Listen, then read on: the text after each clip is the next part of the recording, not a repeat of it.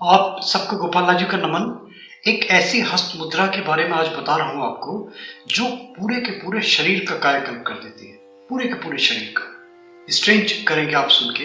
देखिए, शरीर में कोई आपके टॉक्सिक्स है, उसको डिटॉक्सिफाई करेगी। शरीर में मान लीजिएगा कफ, वात और पित्त आयुर्वेद के जो मूल माने जाते हैं रोग के कारक, इनको बैलेंस करती है।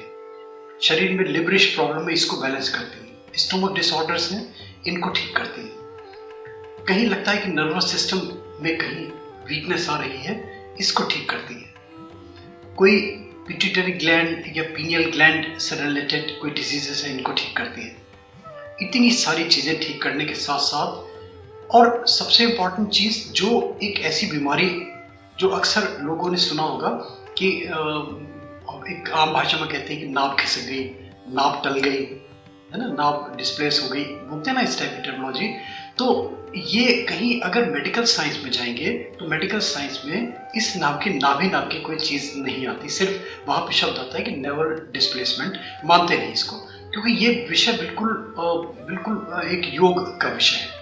अगर योग शास्त्र में जाएंगे, अगर आप कहें कि चक्रों के बारे में बताओ, तो मेडिकल साइंस में, पैथोलॉजी में कहीं कोई चक्रों का जिक्र नहीं आता। तो ये जो चीज़ है आपकी, और ये जो नॉमेनक्लेचर है आपका, ये डिजीज को लेकर नाभि खिसकने को, ये कहीं पैथोलॉजी में कहीं नहीं मिलता। उसके से रिलेटेड बहुत अच्छी मुद्रा है ये वाली।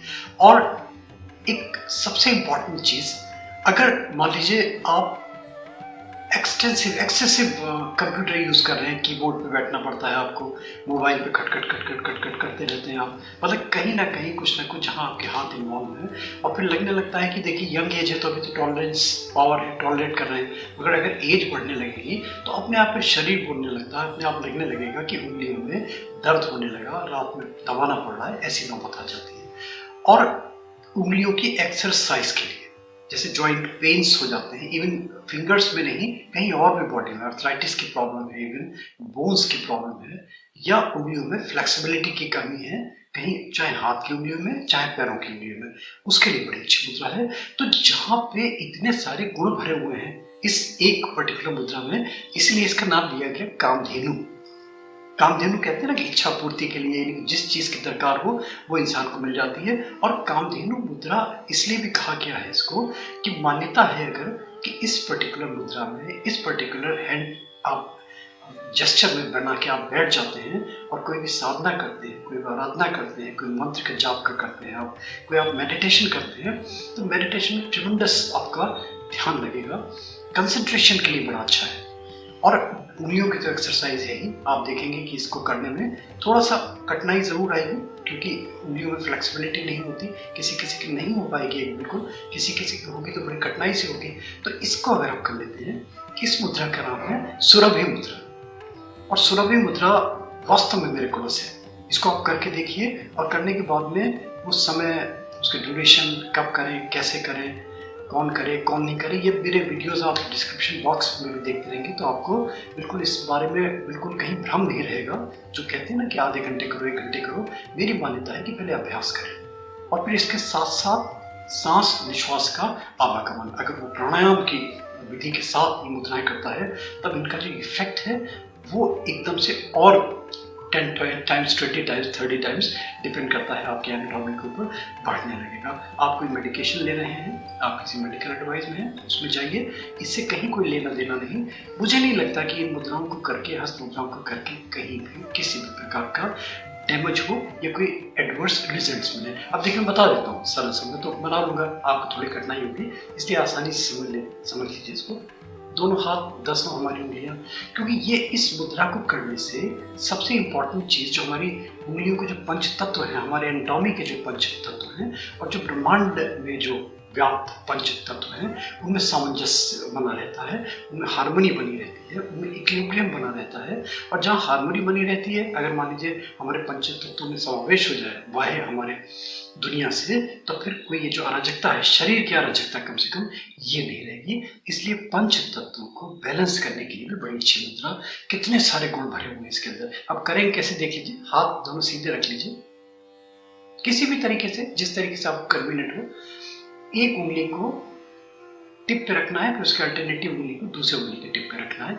इतनी सी बात है बस, है ना। अब देखिए कैसे रखेंगे, इसके बहुत सारे तरीके हो सकते हैं। जैसे सिंपलेस्ट वे बता देता हूँ।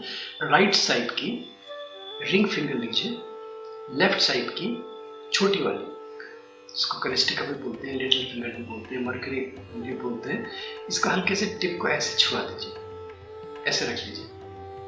राइट साइड की जो रिंग फिंगर है, राइट साइड की सॉरी जो मिडिल फिंगर है, सॉरी जो करेस्टिका छोटी वाली उंगली है, इसको जो लेफ्ट हैंड साइड की रिंग फिंगर है इस पर रेस्ट कर दीजिए।